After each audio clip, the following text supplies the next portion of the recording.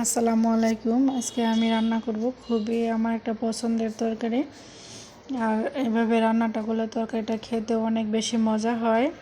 এখন যেহেতু সজনার সিজন, এই সিজনে এই তরকারিটা এভাবে রান্না করলে কিন্তু একটা আফসোস থেকেই যায়। আমি এভাবে তরকারিটা রান্না করি, আপনারা চাইলেও এভাবে রান্না করে খেতে পারেন একদিন। প্রথমে আমি তেল দিলাম, তেল দিয়ে একটু কালো জিরা ফোড়ন দিয়ে পেঁয়াজ কুচি আর হচ্ছে রসুন, যেহেতু শুটকি মাছ রান্না করব পেঁয়াজ রসুনের পরিমাণটা একটু বেশি দিতে হয়। আর দিয়ে দেব লবণ, হলুদের গুঁড়া, মরিচের গুঁড়া আর হচ্ছে একটু ধনে গুঁড়া।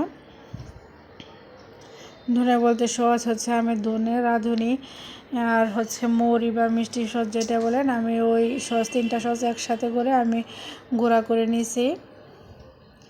এখন দিয়ে দিলাম শুটকি, আপনারা পছন্দ মতো শুটকি মাছ নেবেন।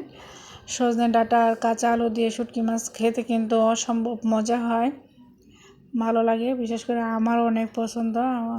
আমি কিন্তু প্রায় সময় শুটকি মাছ রান্না করি, সপ্তাহে 1-2 দিন শুটকি মাছ আমি রান্না করি, কারণ আমরা দুজনেই শুটকি মাছ খুব পছন্দ করি। এখন আমার তরকারিটা কষানো শুটকি মাছগুলো সুন্দর করে কষানো হয়ে গেছে। এখন আমি কাঁচা আলু আর হচ্ছে দেশি ছোটো আলু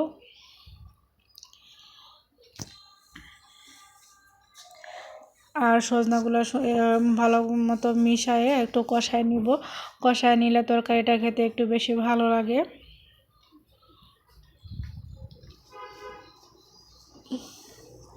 এখন অল্প একটু পানি দিয়ে দিলাম, দিয়ে তরকারিটা কষায় নিব।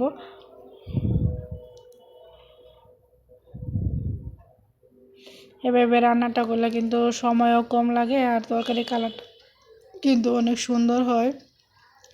কষায় নিলে একটা সুবিধা হচ্ছে যে কষায় নিলে কিন্তু 80% সিদ্ধ হয়ে যায়, পরে কিন্তু বেশি পানি কম বেশি হওয়ার সম্ভাবনা থাকে না। কিন্তু বেশি পানি দিলে কিন্তু তরকারির টেস্ট নষ্ট হয়ে যায় আর তরকারির কালারও নষ্ট হয়ে যায়। এভাবে কষায় নিলে তখন বোঝা যায় যে আর কতটুকু পানি দিলে তরকারিটা হয়ে যাবে। এভাবে যারা নতুন রাঁধুনি আছেন তারা কিন্তু এভাবে রান্না করতে পারেন। আমি এভাবেই রান্না করি।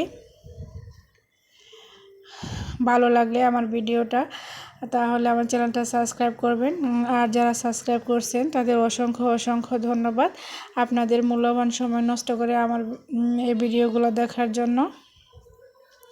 আসলে আপনাদেরকে ধন্যবাদ দিলেও আমার কম হয়ে যায়। এখন আমার যে তরকারিটা হয়ে গেছে কিন্তু একদম, আর তরকারির কালারে কোনো চেঞ্জ হয় নাই, সুন্দর সবুজ সবুজ রয়ে গেছে, কিন্তু ক্যামেরার জন্য এতটা বোঝা যাচ্ছে না, কিন্তু অরিজিনালি কালারটা অনেক সুন্দর আসছিল। সবাই ভালো থাকবেন, আমাদের জন্য দোয়া করবেন। আল্লাহ হাফেজ।